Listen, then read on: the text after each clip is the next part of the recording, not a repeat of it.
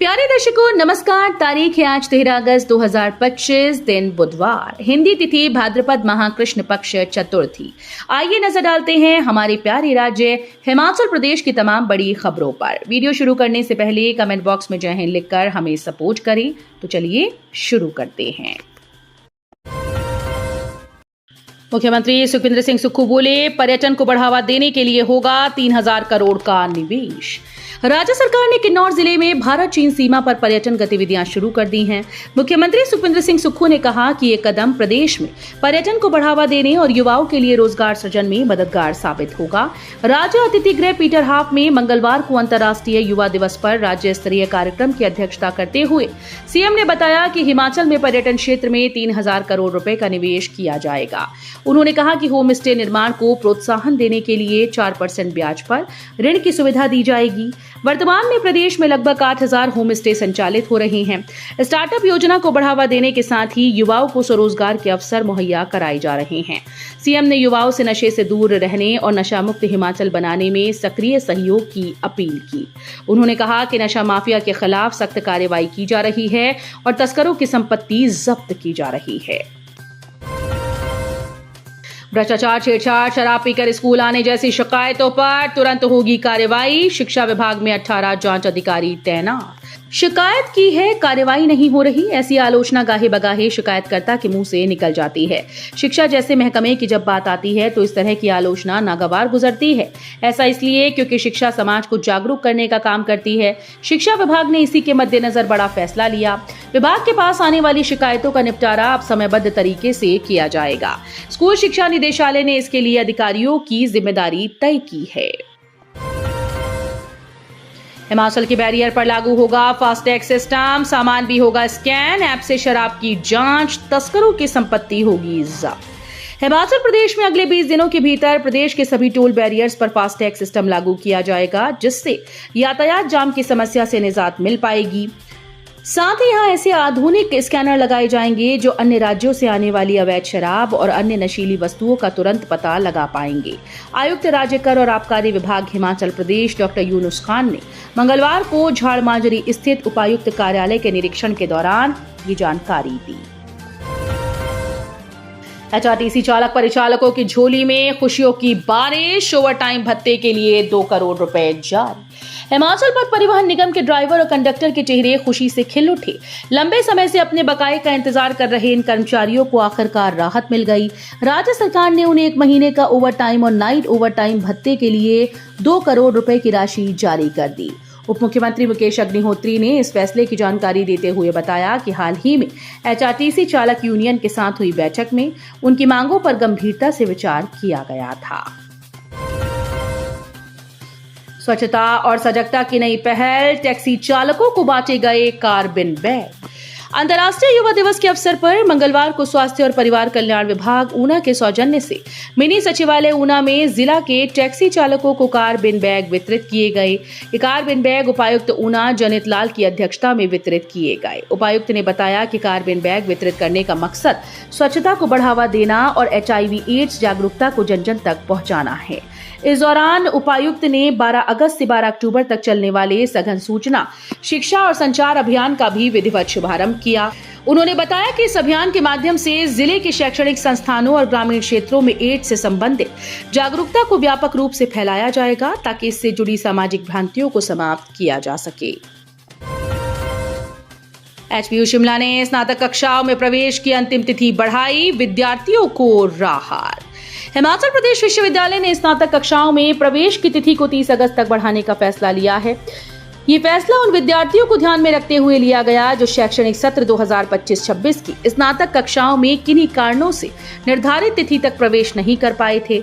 अब विश्वविद्यालय से संबद्ध सभी सरकारी गैर सरकारी महाविद्यालयों में स्नातक स्तर की कक्षाओं में प्रवेश की अंतिम तिथि को बढ़ाने की स्वीकृति प्रदान की गई। इसके तहत हिमाचल प्रदेश विश्वविद्यालय के अध्यादेश महाविद्यालय के विवरणिका में दर्शाए गए नियमों व समय समय पर जारी दिशा निर्देशों के अनुसार सभी पाठ्यक्रमों में प्रवेश सुनिश्चित किया जाएगा। ऊना से कांगड़ा के बीच रेल लाइन सर्वे के लिए मंत्री अश्विनी वैष्णव से मिले हिमाचल के सांसद दिया इस रूट का सुझाव। हिमाचल प्रदेश के हमीरपुर लोकसभा क्षेत्र से सांसद व कांगड़ा संसदीय क्षेत्र से सांसद राजीव भारद्वाज ने मंगलवार को केंद्रीय रेल मंत्री अश्विनी वैष्णव से भेंट कर ऊना से कांगड़ा के बीच कुड़ाह होते हुए एक नई रेल लाइन के सर्वे की मांग की। ऊना, हमीरपुर व कांगड़ा संसदीय क्षेत्र को देश भर से जोड़ने वाली ये नई रेल लाइन छात्रों, श्रद्धालुओं, व्यापारियों, सैनिकों व पर्यटकों को विशेष लाभ पहुंचाएगी। घोषणा के 4 महीने बाद भी नहीं मिला कर्मचारियों को डीए। अब 15 अगस्त की आस, 4 किस्त के लिए चाहिए इतने करोड़।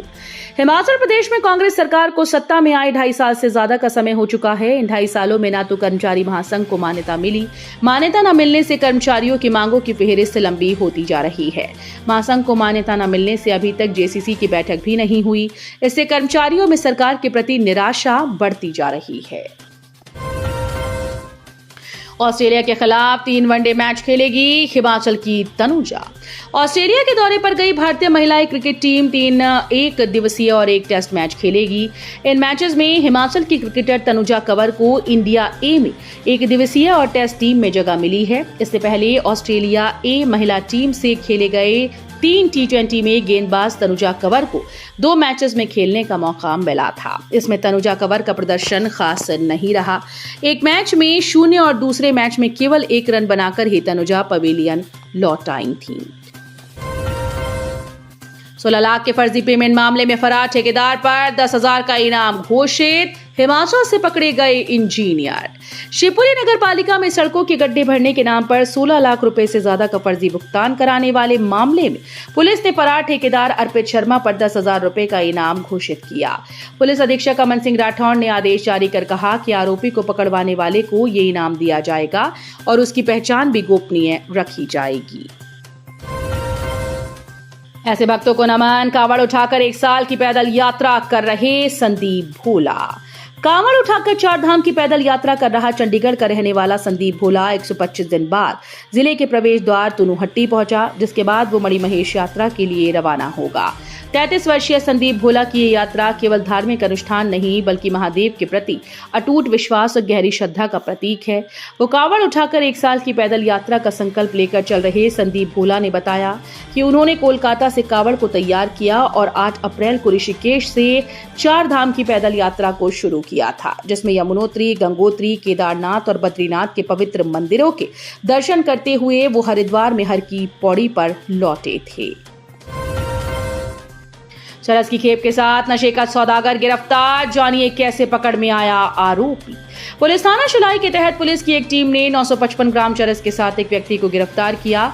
जानकारी के अनुसार पुलिस टीम जब रोहनाथ से वापस शिलाई की तरफ आ रही थी तो सूचना मिली कि जातीराम नाम का एक व्यक्ति चरस बेचने का धंधा करता है और इस समय वो चरस की खेप के साथ मीनस बाजार में ढाबे के पास मौजूद है। सूचना मिलते ही दबिश दी और उस व्यक्ति को काबू किया गया। तलाशी लेने पर उसके पास मौजूद पिट्ठू बैग से कुल 955 ग्राम चरस बरामद हुई। किन्नर कैलाश मार्ग पर 36 वर्षीय श्रद्धालु की मौत। किन्नर कैलाश मार्ग पर एक और श्रद्धालु की मौत होने की सूचना प्राप्त हुई। प्राप्त जानकारी के अनुसार 10 अगस्त को किन्नर कैलाश शिखर पर गए मंदिर कमेटी सदस्य सुनील व होमगार्ड रणजीत ने पुलिस को सूचना दी कि गणेश गुफा से आगे पार्वती कुंड व किन्नर कैलाश शिखर के बीच रास्ते में पत्थरों की चट्टानों के बीच एक पुरुष मृत अवस्था में पड़ा है। मृतक की पहचान दीपांकर किरतानिया 36 वर्षीय पुत्र महोदेव किरतानिया निवासी चंदी बेरिया दक्षिण राजरहट गोपालपुर 24 परगना कृष्णपुरा पश्चिम बंगाल के रूप में हुई। तो ये थी आज की फटाफट खबरें। हम मिलेंगे अगले बुलेटिन में, तब तक के लिए धन्यवाद। जय हिंद।